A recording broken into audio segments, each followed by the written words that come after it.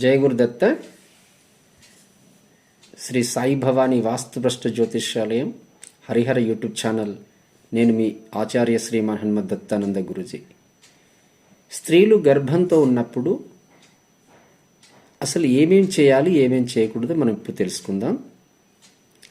ముఖ్యంగా 3 నెలల పైన గర్భంతో ఉన్నప్పుడు ఆ ఇంటి యజమాని కానీ ఇంటివారు కానీ ఎవరైనా కూడా ఇంటి కొత్త పనులు ప్రారంభం చేయరాదు. అంటే శంకుస్థాపనలు, గృహప్రవేశాలు, అలాగే కొత్త ఇంటి నిర్మాణాలు, అలాగే ఇండ్లు మారడాలు ఇట్లాంటి ఎప్పుడు కూడా చేయకూడదు.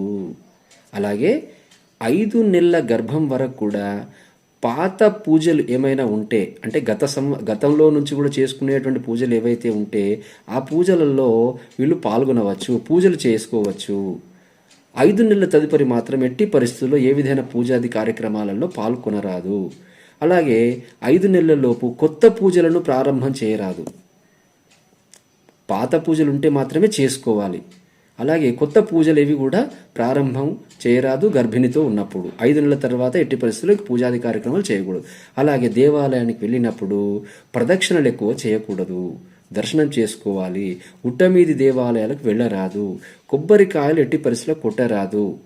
అలాగే గుమ్మడికాయలు కొట్టరాదు. అలాగే కోడిగుడ్డు పగలగొట్టి ఆమ్లెట్లు ఇట్లాంటివి వేయరాదు. అలా చేయడం వల్ల కూడా గర్భదోషం కలిగే అవకాశం ఉంటుంది. కాబట్టి ఈ విషయాలన్నీ కూడా అందరూ తెలుసుకొని మీరు ఆయురారోగ్యాలతో ఉంటారని కోరుకుంటూ జై గురుదత్త.